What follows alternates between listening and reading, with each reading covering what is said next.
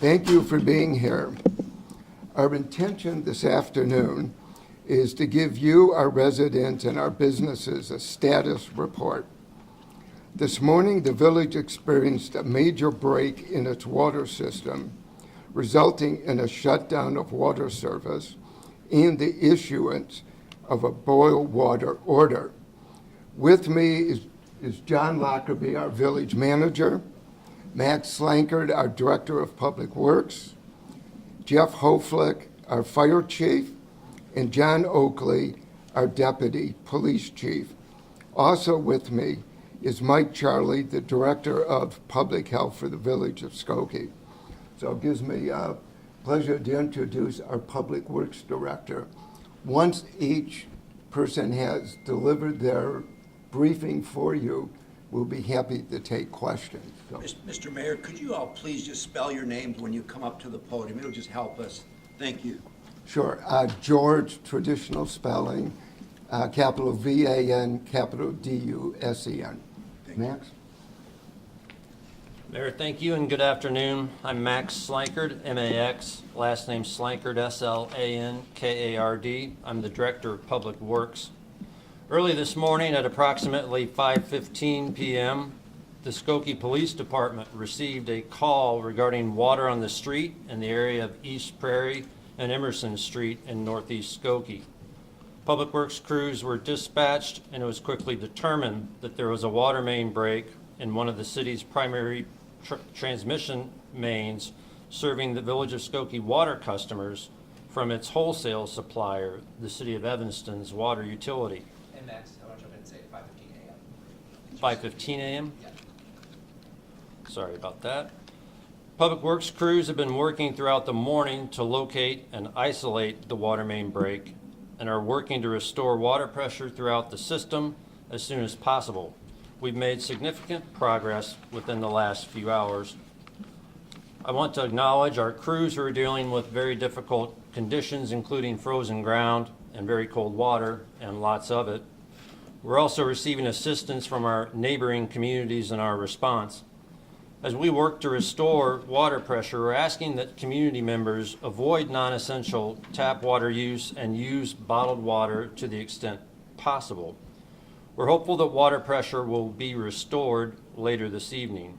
However, due to the low system water pressure, a boil order is in effect. That order was issued at approximately 8 a.m. this morning.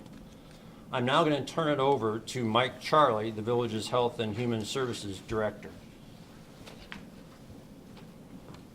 Good afternoon, everybody. My name is Mike Charlie, M-I-K-E-C-H-A-R-L-E-Y, and I'm the Health and Human Services Director for the village. So this boil order impacts all Skokie water customers, including those in all of our zip codes, 60076, 60077, and 60203. What that means is that all Skokie water customers are advised to not drink their tap water without boiling it. Community members should follow the following protocol with their water at this point. Bring all water to a boil for at least 5 minutes and let it cool before using, or use bottled drinking water. Boiled and bottled water and/or bottled water should be used for drinking, making ice, brushing teeth, washing dishes, and food preparation until further notice. Boiling kills the potential bacteria and other organisms that could potentially be in the water. The boil order will likely be in place through at least Saturday afternoon. The state of Illinois requires the village of Skokie to collect 2 clean water samples, and those 2 water samples have to be taken 24 hours apart before we can eliminate the need for the boil order. Once the second sample is collected, 24 hours later, we will be notifying the public that the water is, again, safe to drink. We have communicated the boil order to our residents, our water customers, and to our food service establishments at this point. Thank you. Good afternoon, I'm Jeff Hoflick, Fire Chief of the Skokie Fire Department. That's Jeff, J-E-F-F, Hoflick, H-O-E-F-L-I-C-H. I'm going to talk a little bit about our emergency response operations. The Village of Skokie opened its emergency response center this morning to coordinate the response to this issue. We have received offers of assistance from our neighboring communities through Cook County Emergency Management and Regional Security, Red Cross, and Salvation Army, amongst others. We are working with our critical facilities in town, nursing homes and the hospital, to make sure they have the support that they need, in particular making sure that nursing homes have bottled water and any other needs they might have. We're communicating with our neighbors to the east, City of Evanston, and they've offered to open to offer their warming shelter for our residents for the short term. That is at Robert Crown Community Center at 1801 Main Street in Evanston. And so that'll be a warming shelter that's available immediately for anyone that needs a place with working water facilities and a warm place to stay. That is not an overnight facility. We are communicating with Red Cross to provide assistance to anyone that might need sheltering or housing overnight if that need arises. We understand that some homes or businesses that have steam heat might have trouble with those heating systems. And so until the water is restored, those problems might exist with a boiler. And so if you are having issues, the property owners can reach out, but understand that those systems may not work until the water is restored. We also coordinating with the City of Evanston for other resources as well. To ensure adequate fire protections throughout the community, we initiated an intradivisional water supply task force through the mutual aid box alarm system this morning.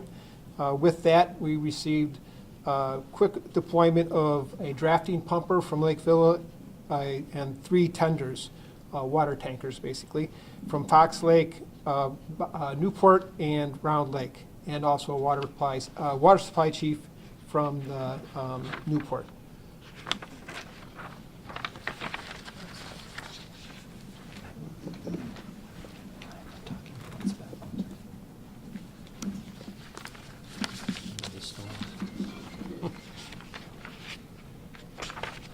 Thank you. If residents have experienced property damage due to water main break, they should contact their insurance provider immediately. The village will coordinate with the insurance provider afterwards to address liability issues if necessary. In addition, a road closure has been implemented at McCormick from Dempster to Golf and East Prairie from Church to Golf due to the water main break, and motorists should continue to avoid the area. Updates as we go along will be shared on the following or via the following mechanisms. On the village's website, which is at Skokie, Skokie.org, the Village of Skokie Facebook and Instagram pages, the Village e-newsletter, and a smart 911 email, text, and phone call update will be utilized as well. This is an unprecedented situation for us, and we appreciate the community's patience as we work to repair the issue and restore the drinking water supply. And with that, I would open the floor to questions. Thank you for the update. We really appreciate it. Can you comment at all about the cause? Now, some residents we talked to received notifications last night at 6 p.m. That there was emergency repair of the water system. Was that connected? Did it cause the water main to break?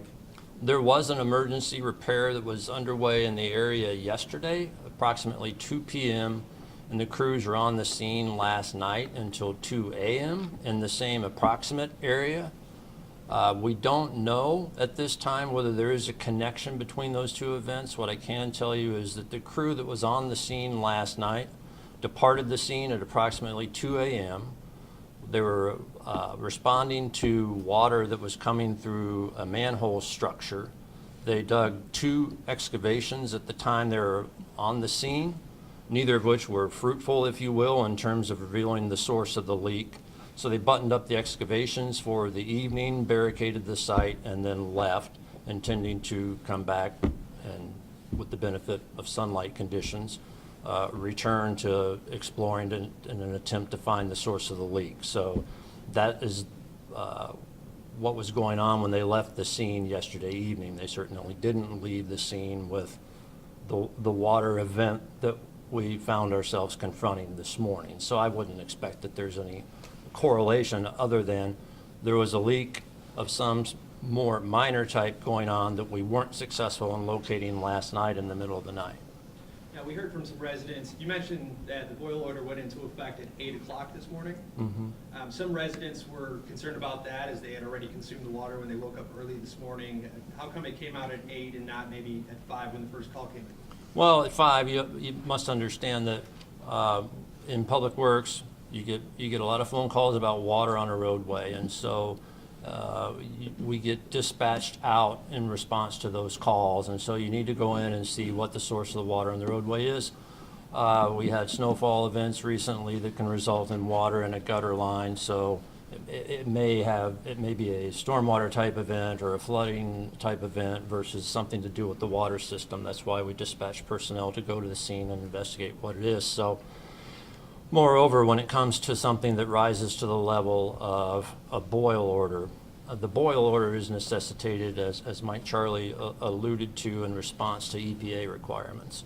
And so a boil order is necessitated when system pressure is lost and goes below 20 psi. And so that's impossible to determine at 5:20 in the morning when you get a call that, hey, there's water on the road. So we dispatched personnel to the scene to ascertain, is this a flooding concern, is this a drainage concern, is this a water system concern, and we go from there. So, once we definitely knew from our first responder on the scene that this was a water main and it was of significance, but then we need to understand how it's affecting the system. Is this localized? Is it more broad-based? And so there's steps in the process to go through before giving rise to issuing a community-wide boil order. So that's why there was And I that don't know if process. Mike can comment, just to ease the mind of residents who may have drank that water this morning, what should they look out for, if anything?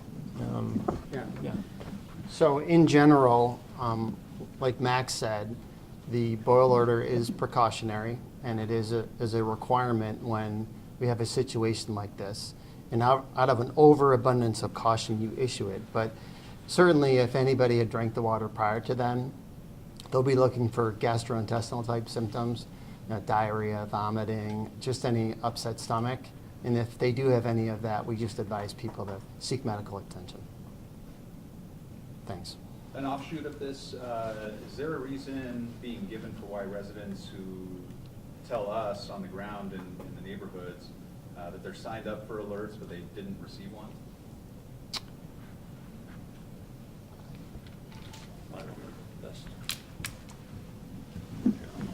I'm Patrick Degnan, P-A-T-R-I-C-K, last name D-E-I-G-N-A-N. There is no reason that I would be aware of that people didn't receive the alerts. We did utilize all of our communications channels and send it out far and wide. So if they are not subscribed to alerts, please go to Skokie.org and sign up for Smart 911 alerts. So you guys haven't gotten any feedback that there's an issue with the system? I have not, Okay. no. I know you talked about the zip codes impacted. Roughly, how many citizens are you talking about that are affected by the boil order? The boil order affects the system-wide. So population is like 70,000? 67,500 approximately. Has the leak been capped, and is there any indication when those without water would have it again? I would love to give you a timeline, but it would be irresponsible of me. I mean, our hope is that later today, we'll be in a position to start recharging the system, if you will.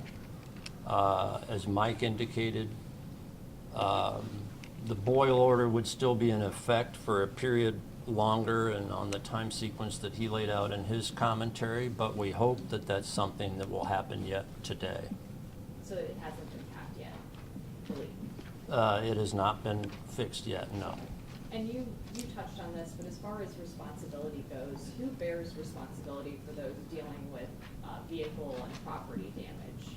Well, As we said, or I said in my comments, those folks should work first with their insurance provider because we don't know the particulars of those coverages and those circumstances. But then beyond that, the village has a risk management division, so the village then will respond accordingly to whatever insurance determination is made. Thank you. What communication have you had with officials in Evanston? We've heard from students at Northwestern who have no water in their dorms. Are you aware of how many people in Evanston might be affected? We have been in communication with Evanston. I personally have with the director of their water utility, but most of my interactions with Evanston's water utility has been with respect to field issues. As I noted, Evanston is our wholesale provider, and in many respects our systems operate almost as one system just because of the engineering peculiarities of our two systems. So we've had close communication about shutting down of feeder lines and some water pressure issues in Evanston as well, but we have not gotten into specific issues other than, we are aware that Evanston issued a boil order for at least a portion of their system, and so I'm aware of some of the pressure readings that they experienced in their system. So there's been frequent contact between my staff and Evanston's water operations staff. I would say that that's fairly common though, because our systems are so intertwined. We were at the intersection of East Prairie Road and Gulf Road, and we saw some residents, it looked like they're on their lawns and they really couldn't cross the street. Did you guys have to do any rescues, rescue any residents? Not that I am aware of. I'm looking at Chief Hoflick. I've literally not been to the scene yet. I've been in the office looking at SCADA screens and talking on the phone with Evanston and other folks. My staff has been there, obviously, but I see what they send me on the phone and what videos they send me. Yeah, we've received no calls for rescues. Skokie Police has been on site all morning ensuring the roadways were shut down and limited amount of access to the area. On that same topic, for anybody who can't access their homes right now, any indication on how they can do so safely? Have you gotten any reports of people not being able to go home? So it's my understanding the water has gone down quite a bit, and so there will be a certain point when hopefully residents can get back in their home. If they have any concerns about the safely entering their home, then they can certainly reach out via 911 and offer that question. Chief, could you comment at all about hospitals, Endeavor Health? When something like this happens, I imagine that you guys are in communication with them. What kinds of immediate response do you have when you're dealing with a hospital and that has lost water? Yes, my understanding, Village Manager Lockerbie reached out to the president of the Skokie Hospital this morning. I in fact was on a conference meeting with the manager, the hospital president, and some of our other staff to address any of their concerns and give them a timeline for repairs. And then obviously, try to keep them as up to breast as possible about, when they can continue to, provide services. In the meantime, we are transporting patients to Evanston Hospital and Skokie Hospital if we have, Evanston Hospital and St. Francis Hospital if we have a 911 call. Any injuries reported last night as a result of the main break? Not to my knowledge. I'm not sure who this question would be for, but Red Cross is involved. Salvation Army has reached out to you guys. The residents that I spoke with, with the boil water order in effect, they say that they're not even getting any water out of their faucets. And when they went to the store to buy bottled water, there's basically been a run on the stores. Close to 70,000 residents. Is there any effort to bring bottled water in or make sure the stores are stocked? Yes, we have made efforts to bring in bottled water, and we will communicate the ability to share those resources. Obviously, we want to focus our support of critical infrastructure first, but we do have bottled water. We did receive assistance from Red Cross, Salvation Army, and Emergency Management for Regional Security that have offered assistance with that. And so we do have water that is being delivered to Skokie. Some of it's already arrived recently, and so we'll provide that assistance as best we are able. And how could somebody get a hold of some of that water if they needed it? We'll try to communicate that information to avoid people calling on a case-by-case basis. But We basically find that on the websites and the social media. yes, Do you know how many gallons of water have been lost? I told them in the other room, I'm like, I know somebody's going to ask me this. I don't have the answer yet.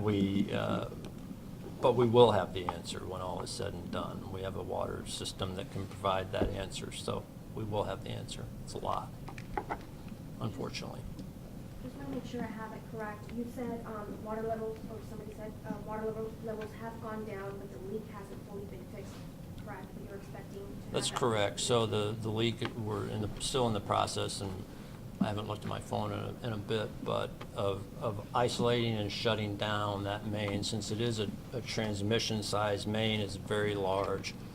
And so we're shutting it down at its source, which is the Evanston feeder main. And so we've done that, so we've reduced the flow, and so we're able to get to the leak. So we're at that point. So I anticipate very soon we will be able to, not to get too much into the weeds, but we'll need to switch the feeder source from Evanston in order to start bringing the system back. And then we're at about that point now.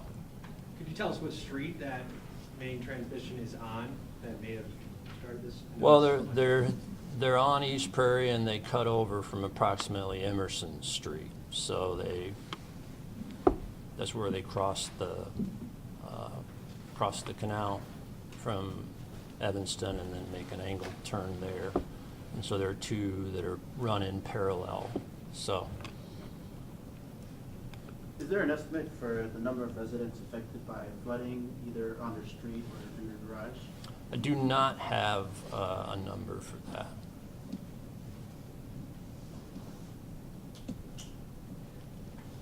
Thank you, guys. Thank you. Thank you. Thank you. Thank you.